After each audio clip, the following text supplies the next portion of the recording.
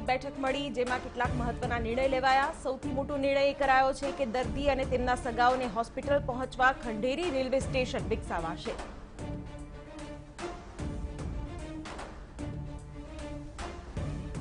Saurashtra cricket association ફરી આવ્યું વિવાદમાં। પૂર્વ ક્રિકેટર નિખિલ રાઠોડે એસસીએ અને બીસીસીઆઈમાં ફરિયાદ કરી। હોદ્દેદારોની માલિકીની હોટલમાં જ ટીમને ઉતારો આપવાનો આક્ષેપ।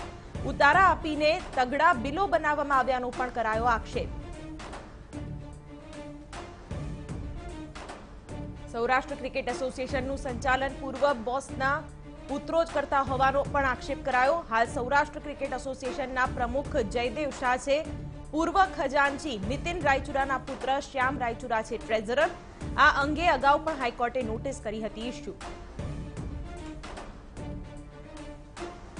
એએમસી બાદ આરએમસીનો મહત્વનો નિર્ણય। રાજકોટમાં એનઓસી વગરની હોસ્પિટલ હવે દર્દીને દાખલ નહીં કરી શકે।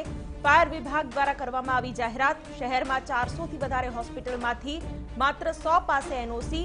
170થી વધુ હોસ્પિટલને આપી નોટિસ। વડોદરામાં હાઈ પાવર કમિટી દ્વારા બીજા દિવસે પણ ચેકિંગ। કોવિડ હોસ્પિટલોમાં જોવા મળ્યો ફાયર સેફટીનો અભાવ। ગોત્રી હોસ્પિટલ સહિત અન્ય હોસ્પિટલોમાં પણ ફાયર સેફટીના સાધનો બંધ હાલતમાં જોવા મળ્યા। વહેલી તકે સમારકામ કરવા કમિટીએ કર્યું સૂચન।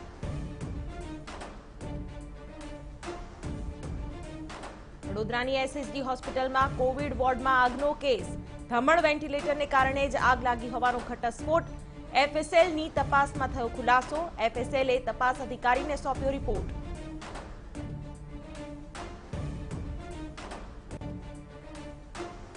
સરકારી કર્મચારીઓને એલટીસીના વિકલ્પે સરકાર રોકડ પેકેજ આપશે। ભાડું રજાના રોકડમાં રૂપાંતર લાભ લેવા 3 ગણો ખર્ચ કરવો પડશે। 12% જીએસટી લાગે તેવી વસ્તુઓની ખરીદી કરવી પડશે। કોરોના મહામારીમાં અર્થતંત્રને ફરી બેઠું કરવા સરકારનો નિર્ણય। સ્થાનિક સ્વરાજની ચૂંટણી અગાઉ વડાપ્રધાન અને ગૃહપ્રધાન લઈ શકે છે ગુજરાતની મુલાકાત।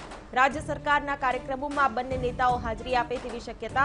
પાર્ટીએ બંને નેતાઓને પ્રચાર માટે કરી છે વિનંતી। જાન્યુઆરીમાં વડાપ્રધાન આવીને સરદાર ધામ એમ્સના ખાતમુહૂર્તમાં હાજરી આપે તેવી શક્યતા। ગુજરાતમાંથી રાજ્યસભાની ખાલી બેઠકો માટે પૂર્વ મુખ્યપ્રધાન આનંદીબેન પટેલના પરિવારમાંથી કોઈને મળી શકે છે ટિકિટ। આનંદીબેનના પરિવારમાંથી કોઈ સભ્યને ટિકિટ મળે તેવી સમર્થકોની લાગણી। નીતિન ભારદ્વાજના સમર્થકો પણ ટિકિટ માટે લાગણી વ્યક્ત કરી ચૂક્યા છે। આવતીકાલે અમદાવાદમાં ભાજપની ચિંતન બેઠક મળશે। મનપાની ચૂંટણી માટે ચિંતન બેઠકનું કરાયું આયોજન। બેઠકમાં અમદાવાદ શહેરના ધારાસભ્યો સાંસદો અને ભાજપ હોદ્દેદારો રહેશે હાજર। તો સ્થાનિક સ્વરાજની ચૂંટણીને લઈને ભાજપ પ્રમુખ આપશે માર્ગદર્શન। અમદાવાદની સિવિલ હોસ્પિટલમાં સાંજની ઓપીડી શરૂ કરવા આદેશ। કોરોના સિવાયના દર્દીઓને ઝડપથી સારવાર મળી રહે તે માટે ઓપીડી શરૂ કરાશે। નાયબ મુખ્યપ્રધાન નીતિન પટેલે આપી સૂચના। સરકારી મેડિકલ કોલેજોમાં સીટની ફાળવણીમાં ગેરરીતિનો મામલો હાઈકોર્ટમાં પહોંચ્યો। અરજદારે કરી ગુજરાત હાઈકોર્ટમાં રજૂઆત। સરકારી મેડિકલ કોલેજોની સીટોને મેનેજમેન્ટ કોટા અને એનઆરઆઈ કોટામાં ફેરવી વેપલો કરાયાની રજૂઆત। અમદાવાદમાં બોડકદેવ કોંગ્રેસ વોર્ડ દ્વારા મૌન રેલીનું આયોજન। મોંઘવારી અને ખેડૂતોના વિવિધ મુદ્દાઓને લઈને પ્લેકાર્ડ સાથે વિરોધ પ્રદર્શન કરાયું, જેમાં કૃષિ કાયદાને રદ કરવા અને ગેસ સિલિન્ડરના ભાવ ઓછા કરવાની કરી માંગ। દિલ્હીમાં ચાલી રહેલા ખેડૂત આંદોલનને દક્ષિણ ગુજરાતના ખેડૂતોએ પણ આપ્યું સમર્થન। સુરતના જહાંગીરપુરામાં ખેડૂતોએ કર્યા પ્રતિક ઉપવાસ। ખેડૂતોના વિરોધના પગલે ગોઠવાયો પોલીસનો બંદોબસ્ત। ગાંધીનગરના કલોલમાં ભીડી બ્લાસ્ટ મામલો। ખોદકામ દરમિયાન મકાન નીચેથી ઓઇલયુક્ત માટી મળી આવી। કાટમાળ ખસેડતા મળી આવી ઓઇલયુક્ત માટી। હાલ પણ ખોદકામ દરમિયાન જમીનમાંથી બહાર આવી રહ્યું છે ઓઇલ।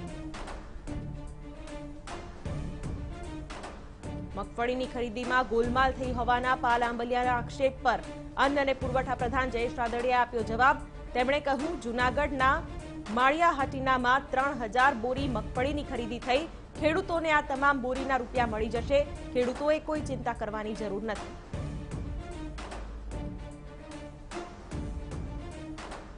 ધોરાજી માર્કેટયાર્ડમાં કપાસ અને મગફળીની પુષ્કળ આવક, ટેકાના ભાવે ખરીદીમાં હેરાનગતિ થતી હોવાનો ખેડૂતોનો આક્ષેપ। હાલાકી પડવાથી ખુલ્લા બજારમાં મગફળીનું ખેડૂત કરી રહ્યા છે વેચાણ। ખુલ્લા બજારમાં મણ દીઠ 1050 સુધી મળી રહ્યા છે ભાવ। અતિવૃષ્ટિમાં નવસારી જિલ્લામાં થયેલા મોટા પાયાના નુકસાન સામે વળતર ન મળતા ખેડૂતોમાં સરકાર સામે નારાજગી વ્યાપી। સરકારે માત્ર જિલ્લાના જલાલપોરને વળતર આપીને સંતોષ માન્યો તો માવઠાથી પણ ડાંગરના પાકને ભારે નુકસાન થયું, તેનું પણ વળતર ન મળતા ખેડૂતો વિરોધ પર ઉતરી આવ્યા। સુરેન્દ્રનગરના ચૂડા શહેરના જીનમાં સીસીઆઈએ કપાસની ખરીદી શરૂ કરતા ખેડૂતોમાં ખુશી। પહેલા 30 કિલોમીટર દૂર લીંબડી જીનમાં વેચાણ માટે જવું પડતું હતું। આગેવાનોએ કરેલી રજૂઆતોને ધ્યાનમાં લઈને ચૂડામાં ખરીદી કેન્દ્ર શરૂ કરાયું।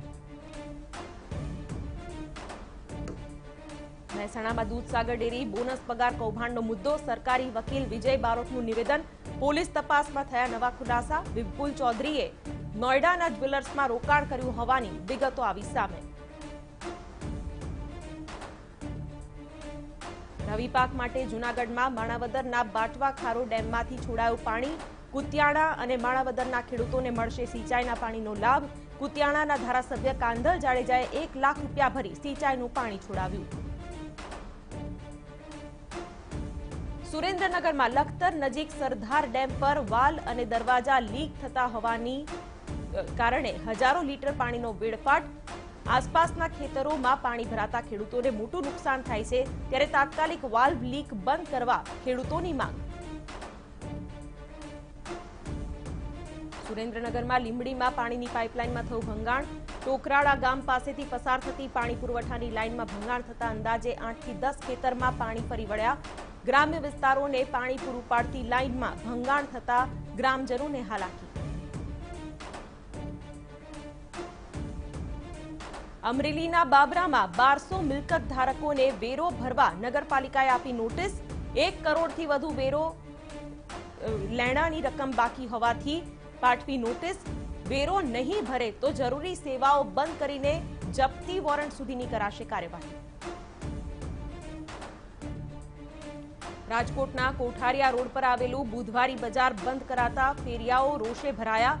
ફેરિયાઓનું કહેવું છે કે લાયસન્સ ફી ભરી હોવા છતાં તંત્ર તેમને કામ નથી કરવા દેતું। ફેરિયાઓએ આરએમસી ખાતે રામધૂન બોલાવીને કર્યો વિરોધ।